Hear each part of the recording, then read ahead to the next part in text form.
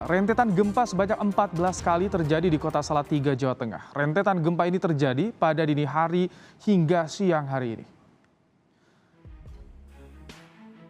Gempa pertama bermagnitudo 3 terjadi pada pukul 12.30 malam dengan pusat gempa berada di 13 km barat laut Salatiga. Selanjutnya, gempa susulan terus terjadi dengan kekuatan magnitudo 2,5 hingga 2,9. Gempa terakhir tercatat bermagnitudo 3,4 pada Sabtu siang. BMKG menjelaskan gempa terjadi diduga akibat sesar aktif di Merbabu, Merapi, Telomoyo.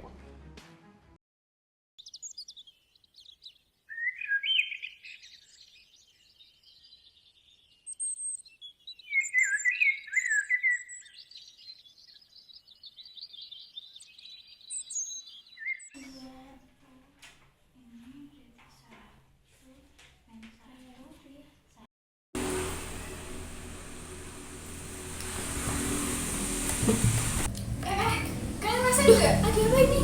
Gempa!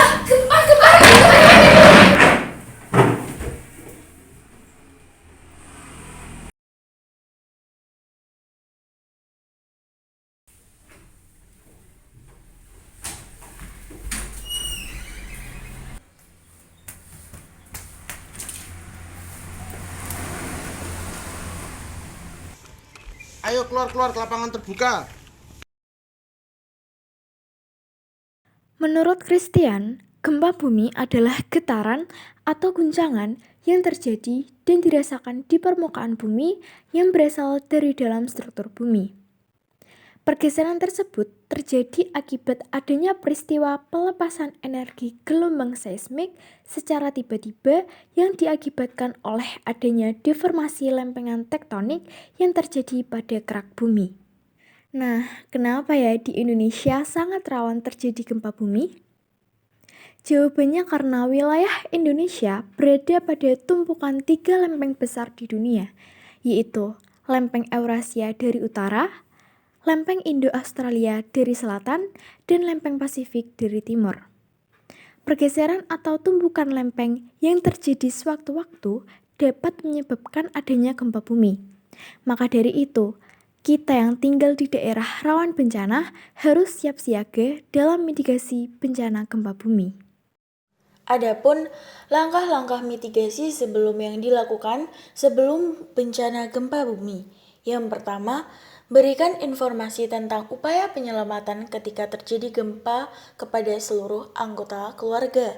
Yang kedua, pahami karakteristik gempa bumi yang meliputi skala gempa, tingkat kerusakan, dan frekuensi kejadian. Yang ketiga, buat daftar alamat kantor yang terkait dengan masalah bencana seperti kantor desa, kecamatan, kabupaten, PMI, Polsek yang dapat dihubungi saat kondisi darurat. Yang keempat, membangun rumah yang aman terhadap gempa dengan mengikuti persyaratan-persyaratan teknis yang telah ditetapkan. Yang kelima, hindari pembangunan rumah di daerah lereng perbukitan yang memungkinkan longsor pada saat terjadinya gempa bumi. Yang keenam, identifikasi daerah rawan yang aman terhadap gempa bumi yaitu daerah lapang yang jauh dari bangunan yang dapat digunakan sebagai tempat penampungan. Yang ketujuh, sesuaikan jenis penataan perabotan rumah sedemikian rupa sehingga tidak akan membahayakan penghuni rumah. Hindari perabotan yang tinggi, berat, dan mudah tergiling jika terkena guncangan. Yang terakhir, pelajari bagaimana melakukan pertolongan pertama pada kecelakaan. Langkah-langkah mitigasi saat terjadi bencana gempa bumi. Apabila kamu berada di dalam rumah, yang pertama, jangan panik dan jangan berlari keluar. Berlindunglah di bawah meja atau tempat tidur. Yang kedua, bila tidak ada, lindungi kepala dengan bantal atau benda lainnya. Yang ketiga, jauhi rak-rak buku, lemari, dan jendela kaca. Dan yang keempat, hati-hati terhadap langit-langit yang mungkin runtuh, benda-benda yang tergantung di dinding, dan sebagainya. Apabila kamu berada di luar ruangan, yang pertama, jauhi bangunan yang tinggi, dinding, tebing terjal, pusat listrik, papan reklam, pohon yang tinggi, dan sebagainya. Yang kedua, usahakan dapat mencapai daerah yang terbuka. Apabila berada di dalam ruangan, yang pertama, jangan panik dan jangan berlari keluar karena jalan keluar kemungkinan dipenuhi orang. Berlindunglah di bawah meja.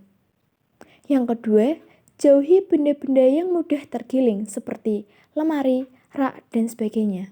Langkah-langkah mitigasi pasca atau sesudah bencana gempa bumi. Yang pertama, gunakan pelindung kaki untuk menghindari puing-puing yang tajam. Yang kedua, segera evakuasi anak-anak dan manula ke tempat yang aman. Yang ketiga, periksa sekeliling dari bahaya api. Yang keempat, hindari jalur listrik yang rubuh atau kabel yang terbuka. Yang kelima, periksa jalur pipa gas yang bocor. Jika ada, segera ditangani atau dilaporkan pihak yang berwajib mengatasinya.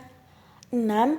Selalu ikuti perkembangan situasi dengan mendengarkan radio atau media komunikasi yang lain. Dan yang terakhir, bersiap-siap dengan terjadinya guncangan susulan walaupun dengan skala kecil. Nah, jadi sekarang kita tahu kan bagaimana cara mitigasi bencana gempa bumi agar kita tahu dan siap siaga jika sewaktu-waktu terjadi, sehingga kita dapat meminimalisir korban bencana akibat gempa bumi sedini mungkin.